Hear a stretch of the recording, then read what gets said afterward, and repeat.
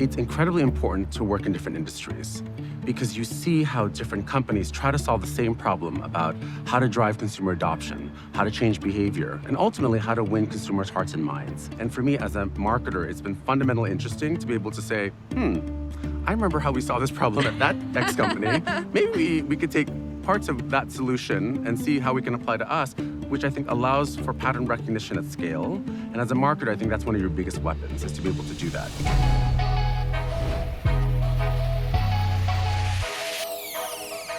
Hey, I'm Sarah Franklin, and welcome to Connections, where we hear from some of the most innovative leaders in marketing. My guest today is Tristan Young, the CMO of Poshmark.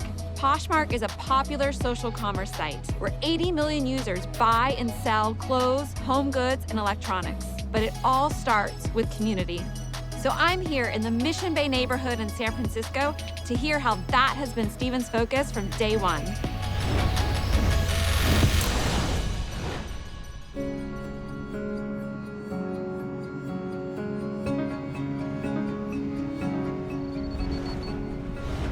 Steven, thank you so much for being here with us on Connections. You were born in the Philippines and moved to Los Angeles when you were 10. How did that experience shape you? One of the most important things I think you really developed is a sense of empathy for people who are always on the outside. And I think for me, growing up with a single parent, and I had a sister, and we grew up in a one-bedroom apartment in Los Angeles, it was really the kind of experience I would say that helps to build character. And that's one thing I'm really proud of, is going through that experience of being an immigrant and really understanding what it means to be alone and isolated.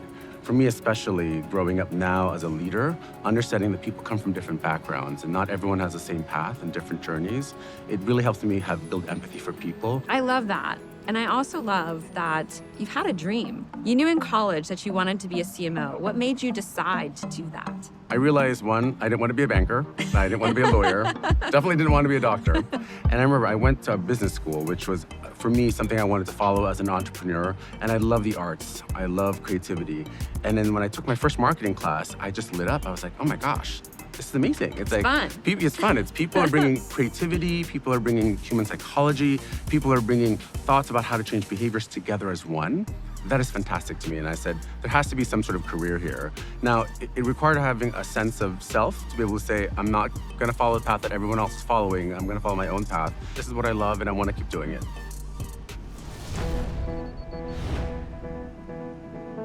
You've worked for companies like Puma, Amex, DirecTV, and Grubhub. How has that shaped your mindset as a marketer? It's incredibly important to work in different industries because you see how different companies try to solve the same problem about how to drive consumer adoption, how to change behavior, and ultimately how to win consumers' hearts and minds. Well, what makes a customer want to be loyal to a financial services business? What makes a customer want to order food delivery? What makes a customer want to order resale? And for me as a marketer, it's been fundamentally interesting to be able to say, I remember how we solved this problem at that X company. Maybe we could take parts of that solution and see how we can apply to us, which I think allows for pattern recognition at scale. And as a marketer, I think that's one of your biggest weapons, is to be able to do that.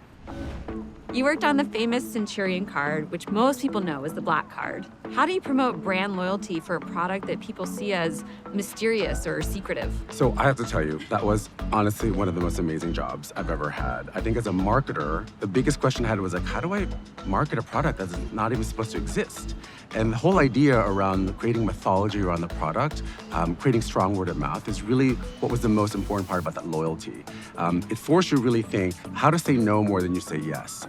Because when you say no more, you create mystique. As an example, most people get their credit cards in an envelope. We created a card carrier that was modeled after a safe deposit box. It literally is the kind of experience you're supposed to go, wow, I can't believe they did this. And really create mythology around that and drive word of mouth and make people desire. You create loyalty by creating that desire. How do you do that at scale? I think it requires a lot of thought, especially when you think about messaging, when you think about your value proposition. You can't please everybody, but you can serve a majority of the people and make sure that they understand like what your business stands for. Customers hiring you. Are you doing the job that the customer hired you for? And I think if you always think about that at the core, no matter what the product you're selling, and thinking about at scale, you will always serve your customer right. And how do you, as a marketer, educate at scale as well? Yeah. What I love about when I join these new industries and new categories is to really think about what are the preconceived notions I have about how something works. and challenging that and saying, well, let's go back to customer research. And when you start to really unpack all of these customer insights, you start to realize, wait, there's a way of explaining the product. There's a way of explaining the category, the benefits, that almost feels, I would say, incredibly simplistic. But when you get down to the core of the simplicity, is how you can then really get to changing that behavior. And then use that as far as the nugget of how to create your customer campaigns, your value propositions, your messaging principles. I think that's when you really hit on that marketing gold mine. And when you hit that gold mine, that's when you get growth. Well, I think it starts to lead to growth. Yes. I think there's still a lot that has to happen. There has to be, the media allocation, who are your demographic and how do you approach them? So much more goes into that marketing, I would say, cocktail mix. Yeah. That as a leader, it's always my job to understand, like, how is this cocktail mix changing every year? What is it going to be like in 2-3 years from now?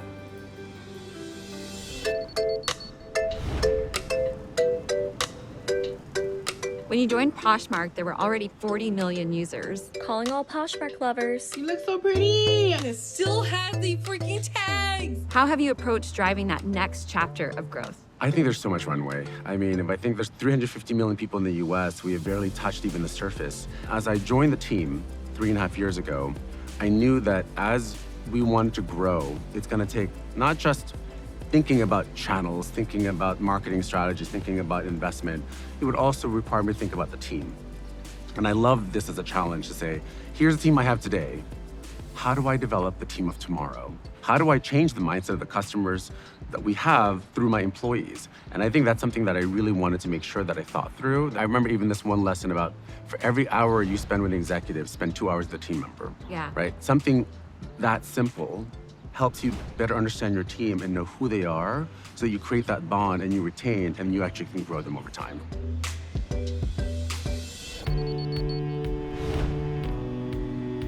Poshmark is really good at keeping up with all of the social media trends. Yeah. How do you stay in tune with everything that's going on?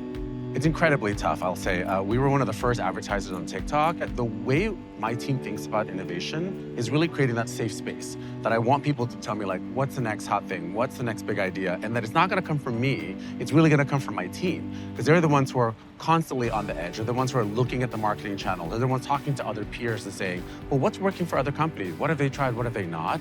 I think that's the best way to really is to foster that sort of thinking around innovation and that safe space and that there is no wrong answer. And I think if you can get and foster that kind of thinking in the team, that's how you remain on the edge. And speaking of your team, Yeah. you have a philosophy on Yeah. hiring. You want a high will but medium skill Yes. when you're hiring. Yep. What does that mean? But whenever I'm interviewing, I'm really trying to understand someone's potential. In the things that they've been cared about, that they're passionate about, have they demonstrated such high will that they just want to own it, do it, learn it? They may not know how to do the job today, but if they've shown passion, whether it's in sports, in school, or something else, that to me is a great example of someone who has a high will and medium skill. And especially in high growth companies, it's a new problem. It's a new company every 6-7 months. And I think high will, medium skill people can adapt really well. They're in fact the kinds of employees you want when things are constantly changing.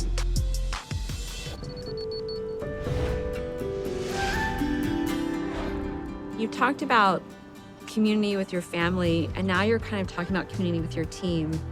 How important is community in all of your marketing and with your customers and with everything you see with the business? For me, community has been a very important thing in my life. I mean, back to what we mentioned earlier, I don't think I would have survived growing up in an inner city if I didn't have a strong community around me to support me. Joining Poshmark, I realized, oh my gosh, this business is not just an e-commerce business. There's a whole entire community of people that sell, that survive on Poshmark. Thinking about that customer from the very beginning was something I wanted to make sure that I honored and that I didn't just say, hey, there's probably another 50 million customers somewhere else. But really, how do we continue to cultivate the ones that we have, let them be our best advocates, let them help drive word of mouth? But people also have feedback too. Yes. Yes, they do. They have a lot of feedback. Yeah, how do you get that input from the community, especially when it's so large and huge? How do you do that? One thing I'm incredibly proud of is a lot of our customers have a direct line to my CEO, to a lot of our senior leaders, our founders. And I think that to me is amazing. Every year we have this event called PoshFest. People come from all around the country, they share their stories. It is such an amalgamation of sellers, buyers, people who are just fans of the platform. And I think that's where even we have a hackathon where we share a lot of the results with our customers. And they give us feedback like, that's great, I don't know about this. So this one, I do more of that. And that's a great 360 opportunity for people to really be heard. And I think most of the time, your best customers just want to be heard.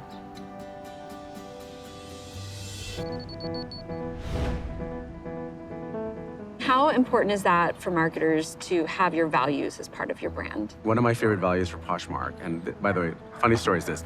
When I was interviewing, Yes? I remember walking through the office and I saw one of our company values on the wall, and I immediately took a photo and I sent it to my partner. I was like, oh my gosh, this is the company I'm meant to work for. And the value was called Embrace Your Weirdness. Oh, I love this. And for me, that has always been my core. It's like, I'm weird. I have a lot of weird eccentricities, and it's what makes me who I am. It's what makes me love marketing. The fact that this company has that as a value said to me that this is the place I need to be at. And I think just noting also that embracing that weirdness allows you to be vulnerable, allows you to just admit who you are. We want people to be who they are.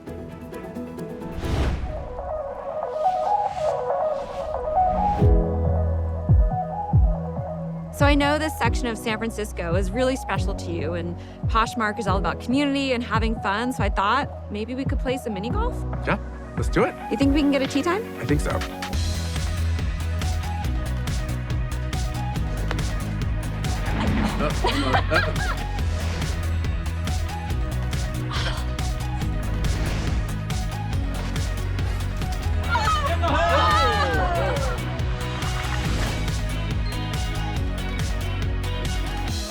Thanks for tuning in. Never miss an episode by subscribing and turning on your notifications. We'll see you next time.